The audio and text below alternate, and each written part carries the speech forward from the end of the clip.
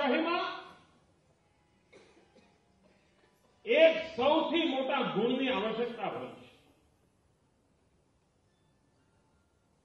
જો એક ગુણ ન હોય તો તમે લોકશાહીને લાયક નથી.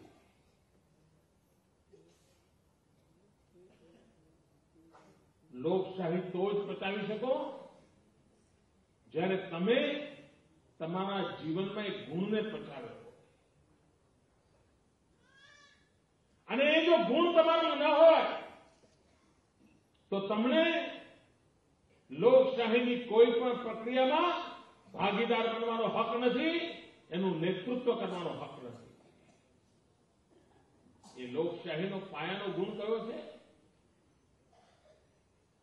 એ પાયાનો ગુણ છે ટીકા સહન કરવાની તાકાત, સહિષ્ણુતા. જો તમે ટીકા સહન જ ન કરી શકો, તમારા કરતા વિપરીત વાત કોઈ કેમ તમને ગમે જ નહીં, તો તમને લોકશાહીની રખેવાળી કરવાનો કોઈ હક મળતો નથી. તમારી યોગ્યતા આના માટે પુરવાર નથી થતી. હમણાં શું થયું? કેટલાક પત્રકારો જે સોશિયલ મીડિયા પર ટ્વિટર પર ટ્વીટ કરતા હોય, કોઈ ફેસબુક ઉપર કોમેન્ટ કરતા હોય, કોંગ્રેસના વિરુદ્ધમાં કંઈ કહેવાતું હોય, દેશની પરિસ્થિતિ વિશે કંઈ કહેવાતું હોય, તમને આશ્ચર્ય થશે ભાઈઓ.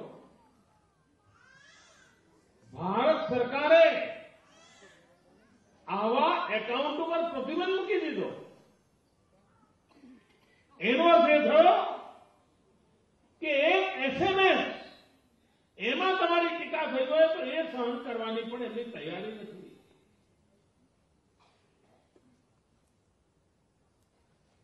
મિત્રો, હું 12 વર્ષથી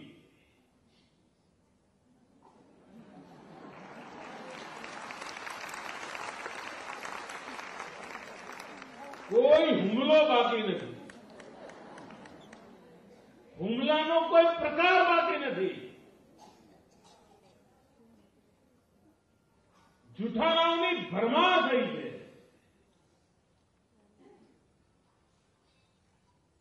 આટલા જુલ્મ થયા પછી પણ લોકશાહીની મર્યાદા ખાતર પ્રત્યેક જુલ્મને સહન કરવાની કોશિશ કરી છે. લોકશાહીને ખાતર એના માટે સામર્થ્ય જોઈતું હોય છે. ગઈકાલે કોંગ્રેસ પાર્ટીએ અધિકૃત રીતે એક સર્ક્યુલર બહાર પાડ્યો છે અને અધિકૃત રીતે સર્ક્યુલરમાં એમણે કહ્યું છે કે ગુજરાતની ગુજરાતી ચેનલ TV9 એનો કોંગ્રેસ બહિષ્કાર કરશે.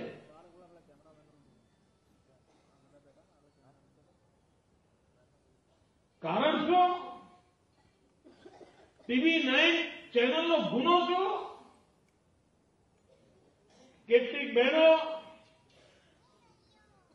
આ ઘરનું ઘર યોજનાના ભાગરૂપે ઘર લેવા માટે કોંગ્રેસ કાર્યાલય ગઈ.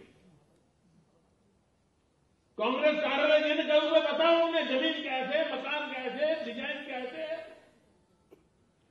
કોંગ્રેસના લોકો તથા કરવા માંડ્યા. એટલે બહેનોએ કહ્યું તમે જૂઠાણા ફેલાવો છો.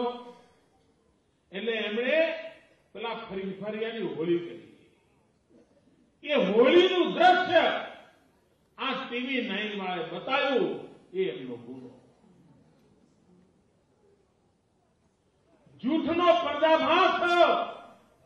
એ એમનો ગુનો. અને એના કારણે અસહિષ્ણુતા, લોકશાહીનો પારાવાર વિરોધ, એક ટીવી ચેનલને બંધ કરી દો, એનો બહિષ્કાર કરી દો, અન્ય રાજ્યોની અંદર એને મળતી જાહેરાતો બંધ કરી દો. અરે કટોકટી કરતા પણ આ ભૂંડા તમારા ખ્યાલો છે કોંગ્રેસના મિત્રો. તમે યાદ કરો ઇન્દિરા ગાંધીના એ દિવસો. ઇન્દિરા ગાંધીનો સૂરજ ચારેકોર તપતો હતો. એમણે હિન્દુસ્તાનની લોકશાહી પર ઘા કર્યો હતો, અહીંના છાપાઓ પર પ્રતિબંધ મૂક્યો હતો, સેન્સરશીપ લગાવી હતી, મીસાનો ભય પેદા કર્યો હતો અને કોઈ આંખ ઊંચી કરે તો મીસાના કાળા કાયદા નીચે ઇન્દિરા ગાંધી આ દેશના સૌ લોકોને જેલમાં નાખી દેતા હતા. આટલો જુલ્મ કર્યો તો તેમ છતાં આ દેશની પ્રજાએ મોકો મળ્યો ત્યારે પરવાળમાં શ્રીમતી ઇન્દિરા ગાંધી સહિત તેમની પાર્ટીને ખદેડી દીધી.